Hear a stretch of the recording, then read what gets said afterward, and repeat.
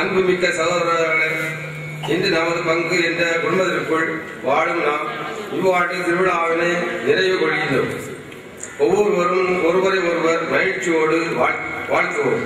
பங்கு மக்களின் பிரதிநிதிகளே, பங்கு மேய்ப்பின் கடின நிறைவினர் அனைவரும் இணைந்து பகுதியாக வருகை தருகின்றனர். இவ்வாண்டு 2ஆம் வத்திக்கான் சங்கத்தின் 50ஆம் ஆண்டு நிறைவை கொண்டாடும் தருணத்தில் அச்சங்கத்தின் முக்கிய உண்மைகளை கடந்த 9 நாட்களாக வாசகங்கள் வழி மறையுரைகள் வழியாக சிந்தித்தோம். இன்று 2ஆம் வத்திக்கான் சங்கத்தின் அனைத்து பகுதிகளையும் உள்ளடங்கியுள்ள 16 ஏடுகளை பங்கு பெறவினர் கையில் ஏந்தி பவுனி வருகின்றனர். அவைகளை அறிமுகம் செய்து நம்மை பலியாக்கும் பீடத்தின் பார்வைக்கு வைக்கிறோம்.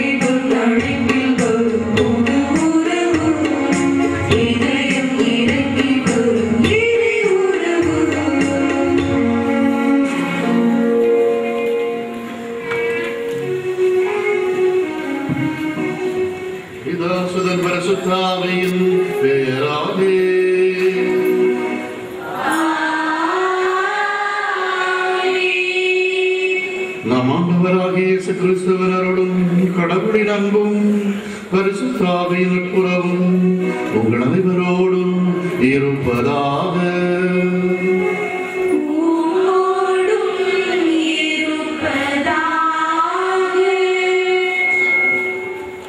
இவை இயேசு இயேசுவில் அன்பினை சகோதர சகோதரிகளே, நமது பாதுகாவல விழாவை நிறைவு செய்யும் திருவழிபாட்டில் பங்கேற்கிறோம்.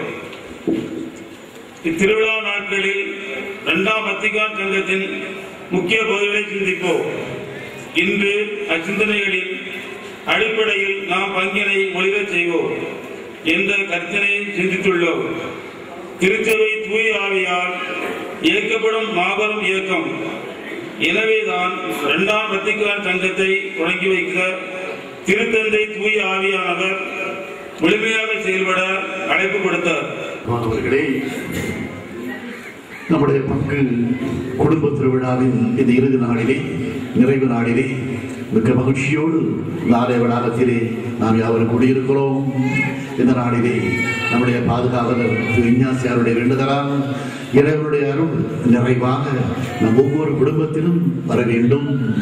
அந்த அருளானது நம் ஒவ்வொரு வாழ்க்கையையும் செழுமையாக்க வேண்டும், வளமையாக்க வேண்டும் என்ற வேண்டுதலோடு நாம் இன்றைக்கு இத்திருப்பலியை தொடங்குவோம்.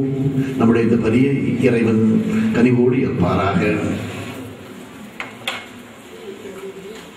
நாம் ஒப்புக் கொடுக்கின்ற இந்த பலியானது இறைவனுக்கு ஏற்புடையதாக மாறு முதற்கும் நம்முடைய குற்றங்களை குறைகளை எண்ணி மனவறிந்து இறைவனிடம் மன்னிப்பு கோருவோம்.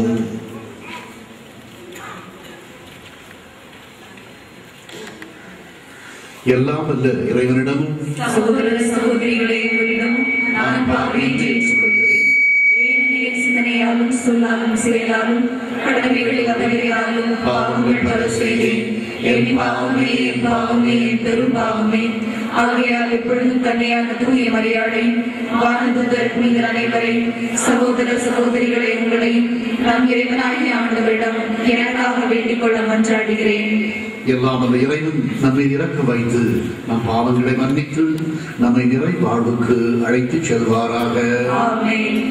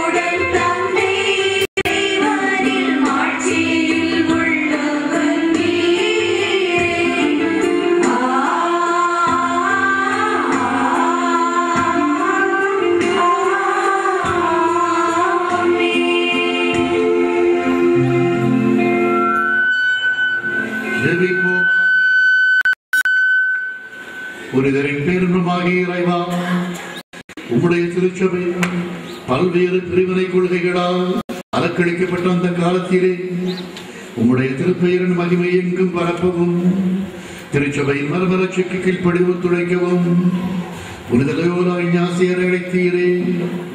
அவருக்காகவும் அவரது சபைக்காகவும் நாங்களும் போற்றுகின்றோம்.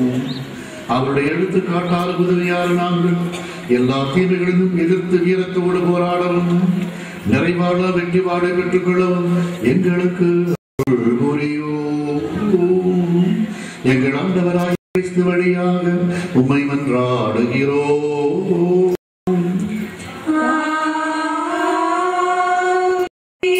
முதல் வாசகமானது வத்திக்கான் 7 ஆயுள்மன்ற சிறப்பு அமர்வின் இறுதி அறிக்கையில் இருந்து எடுக்கப்பட்டுள்ளது. 2ஆம் வத்திக்கான் சங்கம் கூடிய பின் அவற்றின் செயல்பாடுகளை செயல்படுத்த தேவையான வழிமுறைகளை கற்றுத்தந்து நம்முடைய பங்கு வளர்ச்சியில் நாம் எவ்வாறு செயல்பட வேண்டும் என்று இந்த ஏடு கூறுகின்றது. எனவே இந்த சிறு பகுதியை வாசிக்க கேட்டு நம் பங்கின் வத்திக்கான் ஒளியில் ஒளிரச் செய்வோம். 2ஆம் வத்திக்கான் சங்கம் ஏட்டிலிருந்து வாசகம். கொள்கை திரட்டு இறுதி அறிக்கை, பக்கம் எண் 802. சங்க முடிவுகளை ஆழமான முறையில் செயல்படுத்துவதற்கான தேவையை இவையும் மற்ற குறைபாடுகளும் சுட்டிக்காட்டுகின்றன. இதற்கு இடையூறி தொடர்கின்ற 4 கட்டங்கள் தேவை. சங்க முடிவுகளை பற்றி ஆழமான மிகவும் பரந்த அறிவு, உள்ளார்ந்த முறையில் அவற்றை தன்மையப்பாக்குதல், அன்போடு அவற்றை மீண்டும் உறுதிப்படுத்துதல், அவற்றை செயல்படுத்துதல், உள்ளார்ந்த முறையில் தன்மயமாக்குதலும் நடைமுறையில் செயலாக்குவதும் மட்டுமே சங்க ஏடுகளுக்கு உயிரோட்டம் கொடுக்க முடியும். உயிரோட்டமாய் அவற்றை மாற்ற முடியும். சங்க கோட்பாடுகளின் இறையியல் விளக்கம் எல்லா ஏடுகளும் தன்னில் ஒன்றுக்கொன்று கொண்டுள்ள நெருங்கிய கருத்து தொடர்பை கவனத்தில் கொள்ள வேண்டும். எவ்வாறெனில் சங்க உறுதிப்பாடுகளின் முழுமையான பொருளும் புரிந்து கொள்ளப்பட்டு வெளியிடப்பட வேண்டும்.